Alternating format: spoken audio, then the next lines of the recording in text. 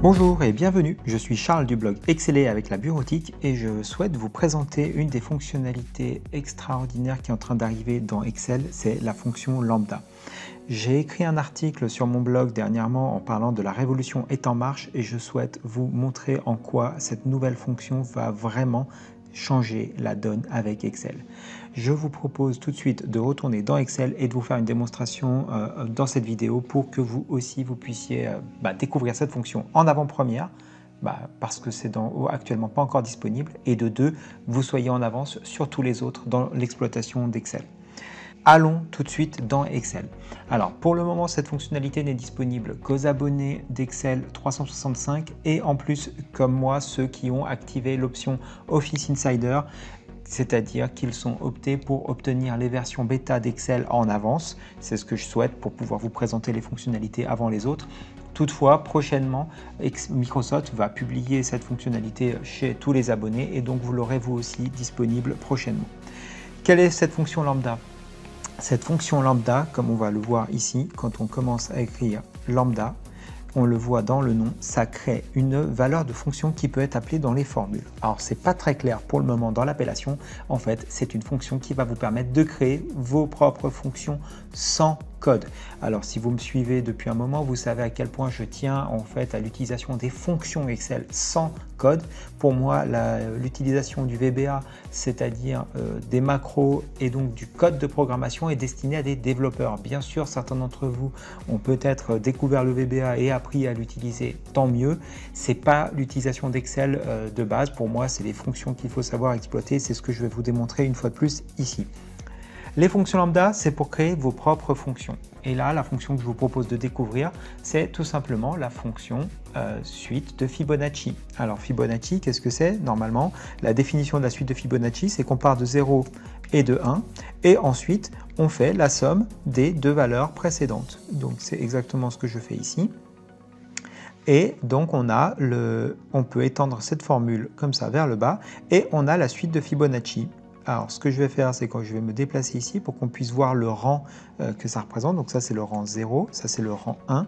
Et on a les rangs, c'est-à-dire Fibonacci de rang 15, on a la valeur 610. Sauf que vous voyez que pour avoir la valeur 610, on a besoin de tout le tableau précédent. Et à ma connaissance, et si je me trompe, signalez-le moi en commentaire, la suite de Fibonacci n'est pas une des fonctions Excel. C'est-à-dire que si je voulais obtenir le rang 15 de la suite de Fibonacci, je n'ai pas Fibonacci 15 dans Excel. Eh bien, autant la créer. C'est ce que je vous propose tout de suite.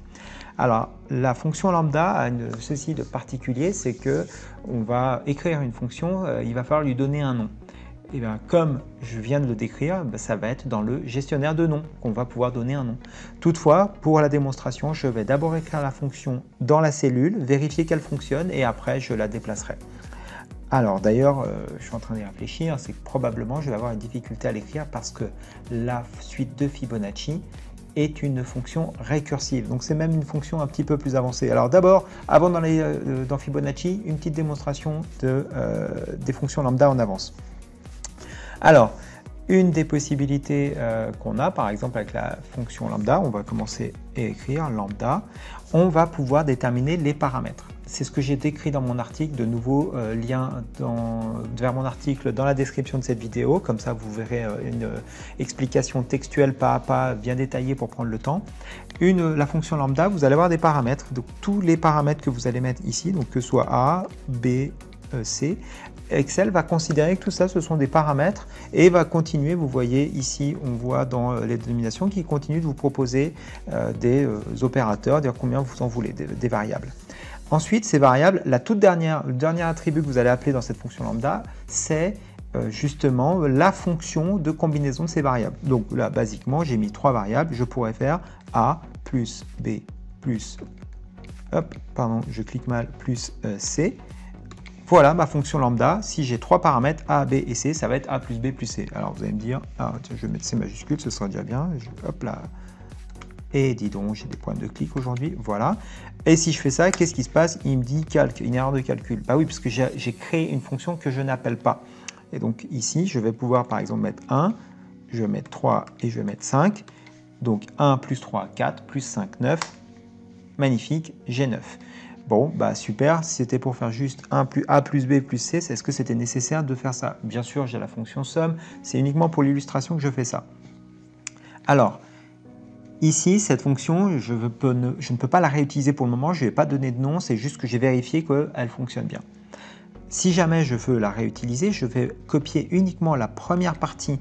Je me suis bien arrêté à la parenthèse, je prends la première partie, je fais CTRL-C pour la copier en mémoire et je vais aller dans les formules et je vais définir un nom. Je vais par exemple mettre ma fonction et ici dans la définition, je vais mettre ma fonction comme ça et ici je vous propose d'écrire A première variable, virgule B deuxième variable, virgule C, troisième variable. Et je fais OK. J'ai donc désormais défini un nom qui s'appelle ma fonction. Et tiens, regardez, quand je suis en train de la saisir, on voit le texte que j'ai décrit précédemment et je vais pouvoir appeler ma fonction 1, 2, 3. Donc 1 plus 2, 3 plus 3, 6. Magique, ça fait 6. Maintenant, la suite de Fibonacci est particulière puisque la suite de Fibonacci fait appel à elle-même, à la valeur précédente que j'ai déjà appelée de la suite de Fibonacci. C'est-à-dire qu'on va l'appeler de manière récursive. Parce que fondamentalement, ici, pour faire B14 plus B15, B14, qu'est-ce que c'est? B14, c'est déjà B12 plus B13 et B15, c'est B13 plus B14 et ainsi de suite. Donc si jamais on regarde la définition, c'est ça plus ça. Ensuite, ici, c'est ça plus ça, et l'autre, c'est ainsi de suite. Donc, on a une fonction qui est récursive. C'est le principe des suites. Je vais être obligé de donner un nom à ma fonction, et donc je vais choisir un nom que je vais appeler elle-même en manière récursive. Il va falloir justement que cette fonction, cette récursivité s'arrête. Ici, elle va s'arrêter de manière simple, c'est quand j'arrive à la valeur de 0 que je vais m'arrêter. Même d'ailleurs, je pourrais m'arrêter avant, puisque si c'est 1, la valeur ce sera 1, c'est les deux valeurs initiales, F0 et F1 de la suite de Fibonacci. Alors, je vais être obligé de tout de suite aller la créer dans le gestionnaire de noms. On retrouve la fonction de tout à l'heure.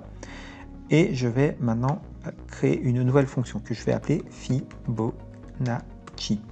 Ici, on va justement définir cette fonction.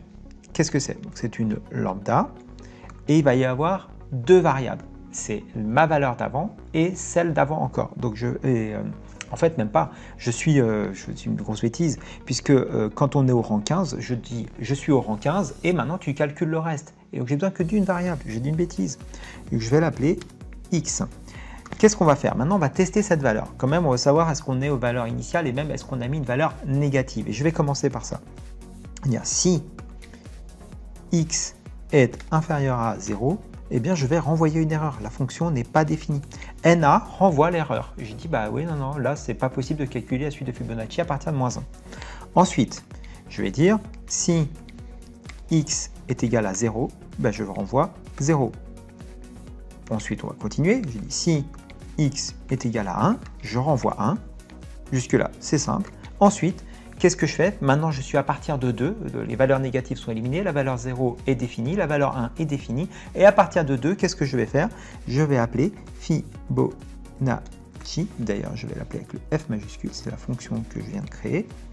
Fibonacci de quoi? Je vais appeler de x moins 1 plus Fibonacci de x moins 2. Et voilà, et maintenant je vais fermer mon dernier ici, mon avant-dernier ici, et je ferme la fonction lambda. Et ici, je vais mettre x, c'est rang de la suite de Fibonacci que je cherche. Souhaiter. Allez. Et OK, il me dit que j'ai pas assez de parenthèses, j'ai dû en oublier une, je vais en rajouter une de plus. Et il est d'accord. Maintenant, ici, j'ai ma liste de contrôle. Je vais aller ici et je vais écrire Fibonacci. On voit, tiens, on voit le rang de la suite de Fibonacci. Il y a une seule variable qui est mentionnée. Et je vais faire Fibonacci de, allez, 7. Et il me renvoie 13. Magnifique. Maintenant, ici, si je renvoie Fibonacci de 15, il me renvoie 610 immédiatement. Et voilà, si maintenant vous voulez utiliser la suite de Fibonacci pour d'autres valeurs, eh bien vous pouvez aller n'importe où et créer la valeur. Alors avant de le faire, ce que je vais d'abord faire, je vais voir jusqu'où on va aller jusqu'à 30, 32. On voit que très vite on va dans les grands nombres. Donc là, si je cherche Fibonacci de 32, pour vérifier notre calcul, déjà Excel met un peu plus de temps parce qu'il est en train de faire en cascade une quantité importante de calculs.